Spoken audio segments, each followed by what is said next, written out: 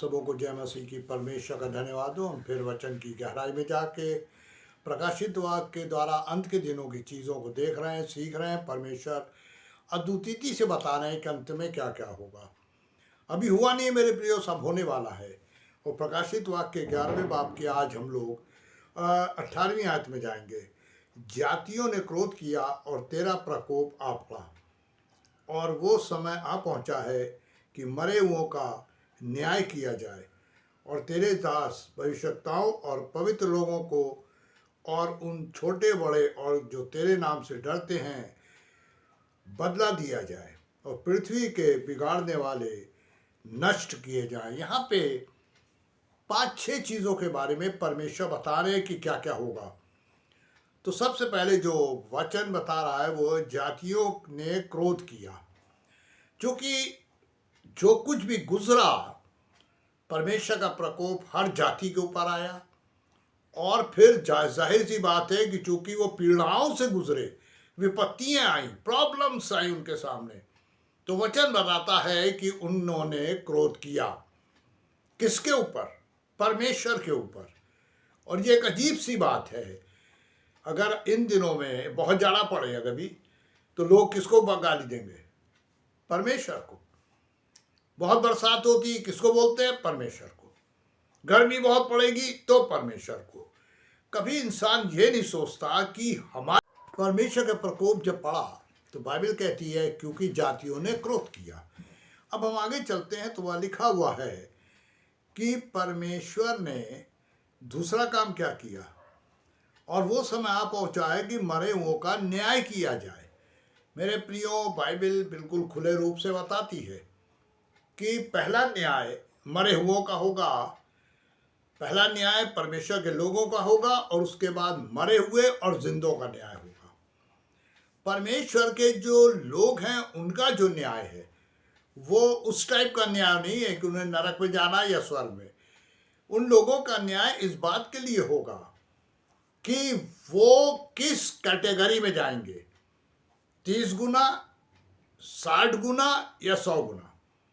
अब वचन के हिसाब से जब प्रकाशित वाक्य 7 हम पढ़ते हैं तो वहाँ लिखा है बड़ी भीड़ खजूर की डालियां लिए परमेश्वर के सामने खड़ी हैं और उसकी महिमा कर रही हैं। ये वो कैटेगरी है जो पृथ्वी पर से बचाई गई, और जहां तक मैं सोचता हूं ये 30% वाले लोग हैं कि ये 30 जिन्होंने 30% रिवॉर्ड पाया या 30% के अच्छे काम किए जो परमेश्वर को ग्रहण योग्य हुए, उनमें 30% के फल थे। वो लोग खजूर की डालियां लिए हुए परमेश्वर के सामने जय जयकार कर रहे हैं। पहला न्याय, और उनकी फिर कैटेगरी बांटी गई 30, 60, 100। दूसरा न्याय यहाँ पे जो है वो मरे हुओं का, उसमें जीवित तो मरे हुए दोनों होंगे। जो जिंदा हैं वो उठा लिए जाएंगे, और जो प्रभु में मरे हैं वो जिंदा होके न्याय के लिए आएंगे। अब यहाँ जो मरे हुओं का न्याय है उसके लिए 3 बातें लिखी हैं।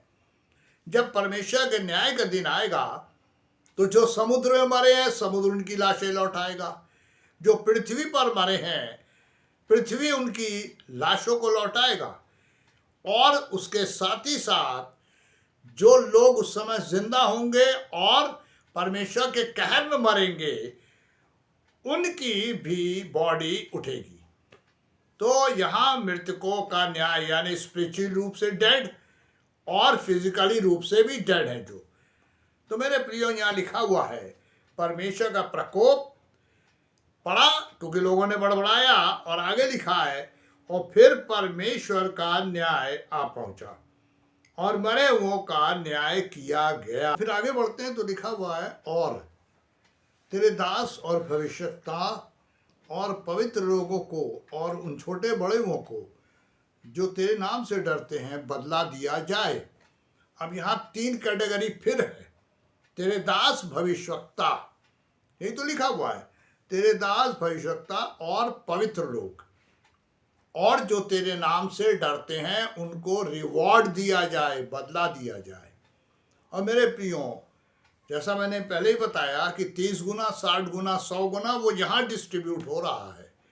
तो सबसे पहले भविष्यवक्ता 100 गुने वाले में है ये, जिन्हें परमेश्वर अपने रिवॉर्ड देंगे। ये बड़े परमेश्वर के वो भक्त लोग हैं जिनमें से बहुत से मारे गए। फिर उसके बाद जब हम आते हैं भविष्यवक्ताओं और पवित्र लोग, बाइबल में कोई पवित्र नहीं ऐसे लिखा है, लेकिन परमेश्वर ने पृथ्वी पर जिनको पवित्र किया वो पवित्र कहलाए। और पवित्र लोगों का और जो तेरे नाम से डरते हैं उनको रिवॉर्ड दिया जाए, न्याय किया जाए, ऐसा नहीं लिखा है, बदला दिया जाए। और मेरे प्रियो, ये बदला वही 30 गुना, 60 गुना, 100 गुना का है। अब परमेश्वर के स्वर्ग में वो इसको किस तरह से डिस्ट्रीब्यूट करेंगे, बाइबल में उसका कोई वर्णन नहीं है। और वचन ये बताता है इसमें ना कोई बढ़ा सकता है ना घटा सकता है। तो हम लोग इस बात का भरोसा विश्वास करते हैं, जो परमेश्वर पे विश्वास करते हैं, कि जब हम स्वर्ग जाएंगे, परमेश्वर के राज्य में होंगे, तो वहाँ क्या क्या होगा इसके बारे में कोई, पृथ्वी के बिगाड़ने वालों के बारे में वचन जो हमको बताता है वो ये है कि जो भी लोगों ने शैतान की कॉपी की, शैतान की गाइडेंस में थे, शैतान के द्वारा चलाए गए, उन्होंने पृथ्वी जो परमेश्वर ने इतने प्यारे तरीके से बनाई उसको बिगाड़ा। शुरू में शैतान ने आदम हवा के द्वारा बिगाड़ा और उसके बाद आज तक वो पृथ्वी को बिगाड़ता ही जा रहा है। और मेरे प्रियो, आज भी जो रिसर्चर हैं, जो परमेश्वर को तो जानते या नहीं जानते, लेकिन वो जो प्राकृतिक के ऊपर रिसर्च कर रहे हैं, चाहे वो फॉरेन के हों चाहे इंडिया के हों, सब एक ही बात कह रहे हैं, पृथ्वी अब धीरे धीरे खत्म हो रही है, बिगड़ चुकी है, क्योंकि बुरी तरीके से पॉल्यूशन हो गया है। और साथ ही साथ पहाड़ टूट रहे हैं, सब जानते हैं, और उसके साथ पानी बढ़ रहा है, कहीं पीने का पानी खत्म हो रहा है। ये सारी बिगड़ी हुई परिस्थिति है जो पृथ्वी के ऊपर है।